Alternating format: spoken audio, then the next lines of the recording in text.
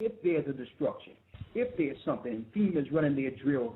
And, one other thing I wanted to say that wasn't out there. Mayor Bloomberg put out there that if anyone is caught in the streets during this so-called Hurricane Irene, which was just a tropical storm, that if anyone is found on the streets of New York, they will be placed in internment camps. That went over everyone's head. That's in legislation he said, right what? now. I was listening to a lot of what he had to say, and I missed that. Hey, you can actually Google this. Bloomberg internment camps. He said it, and it's in his legislation that if anyone is found, they will be placed in internment camps outside in the street to let you know that they have the internment camps up and running. The FEMA camps are up and running right now. So they did a mass drill. So we have to think about what happens when the government have now aimed terrorism towards us and they're looking for a pretext to put us in these prisons to work off of our debt we accumulated during a time of peace. Wow. Wow. But you said something there, Elder, because I've often thought about, the Lord showed me this, is that there'll be a time when there will be no debt because the country is going to be laid flat. There will be no economy. So at some point, if there is no bills to pay, what's going to happen to the debt that you incurred in peace? These are things that the Lord's been dealing with me about. Hey, brother, you know what? It's about to be answered, because listen to this clearly, brother. They wanted us to accumulate the debt. They was giving you the houses, giving you the cars, giving you the debt, giving you the credit line. Why? They knew it would come a time in which you would have to pay the piper. Listen to this clearly.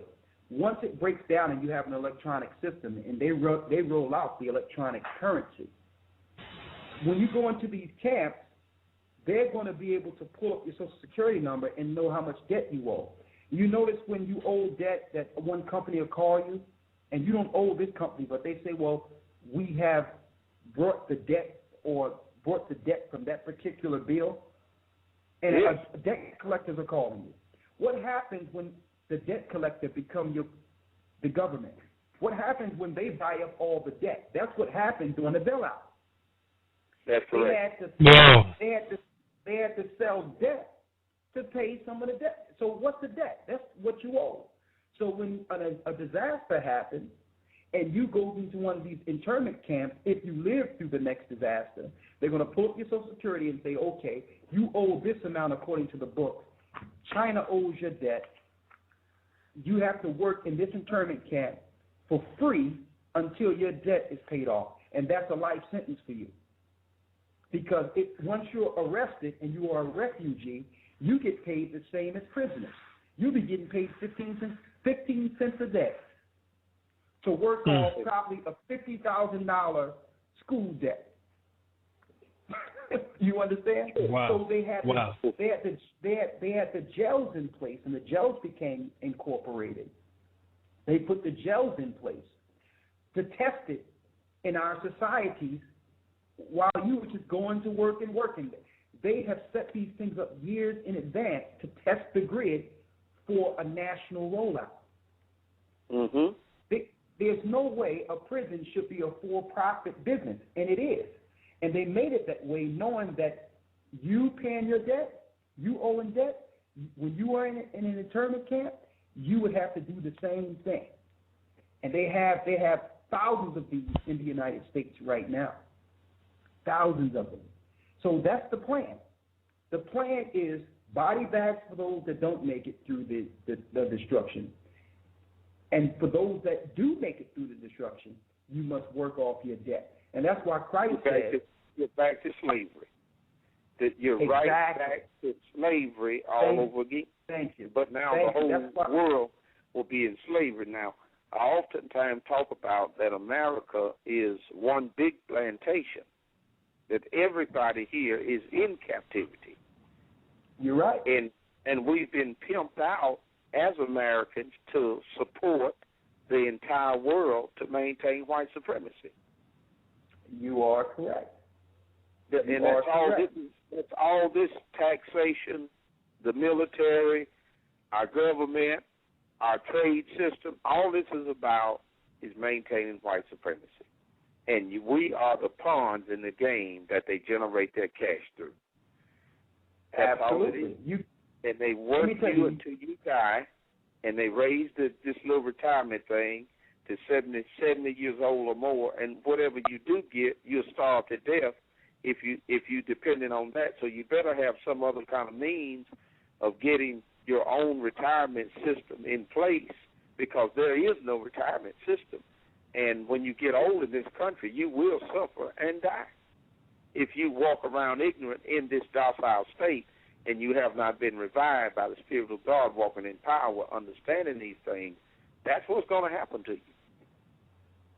You are correct. And going into your retirement, Barack Obama has already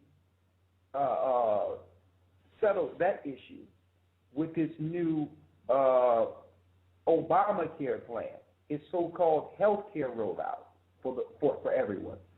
In the plan, it has stipulation that if you're at a certain age with a certain disease, it's better off for you to be euthanized. That's in the plan. So they go to your retirement plan right there. That's my. That's in the plan. So that's in the plan. That they call it. It's like an alternative rest plan. They have it in a psychological way in which you could accept the verbiage. But what it's saying in a nutshell, sometimes it's more cost effective for you to go to sleep than to put more debt on your children. So that's how they're placing it in a good way to make you seem like, okay, I can commit suicide so that my children don't incur my debt. So they're going to start putting people down. It's in the plan.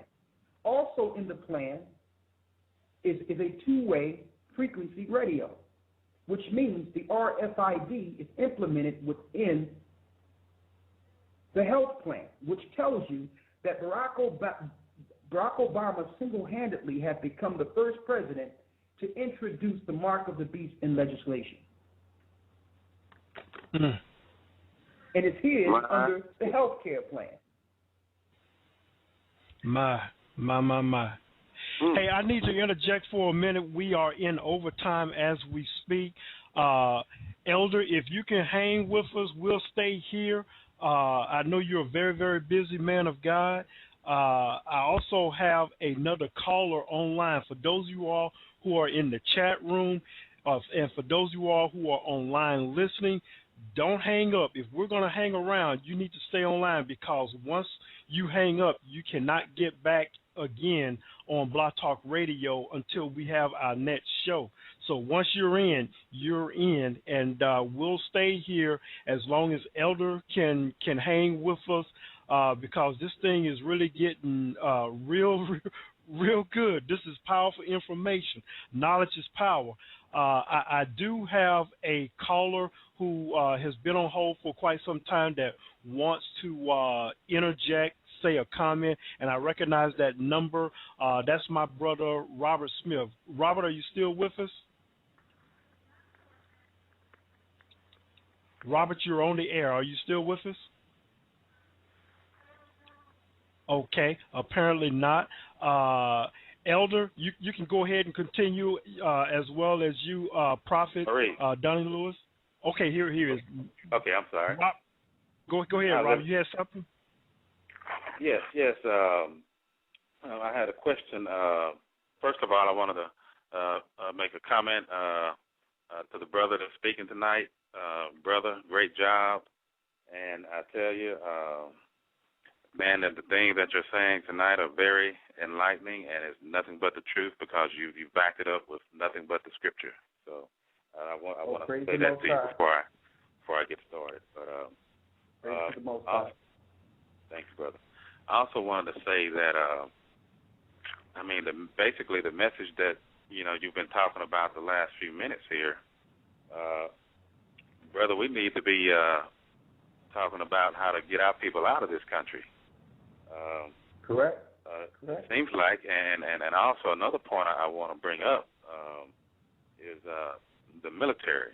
And I know it's kind of off subject, but the military through commercials, they have their little tactics through commercials and TV and radio and advertisement of how they target our young black people to join the military. And what we need to be doing is teaching our people of how to get out of the military and how to never join the military.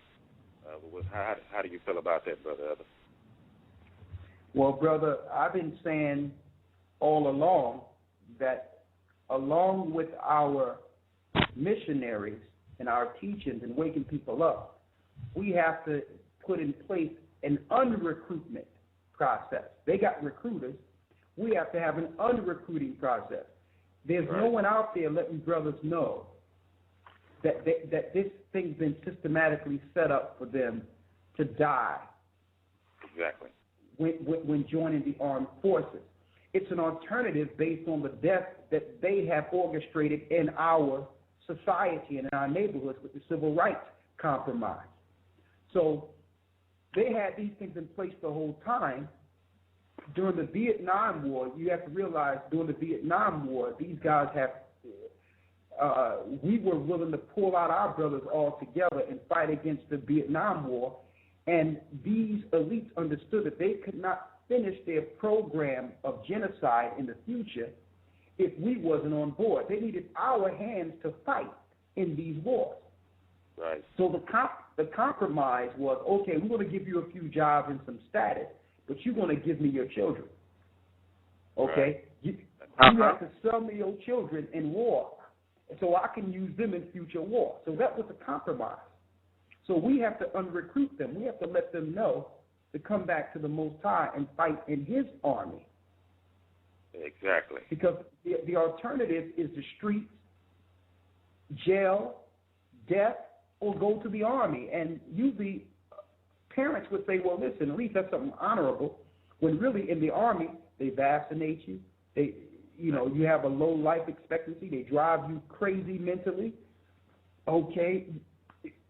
And when you get over in war, you realize it's not what you thought it was. Your biggest enemy is the people around you, and you got to keep your head down just to get back out, just to get back home.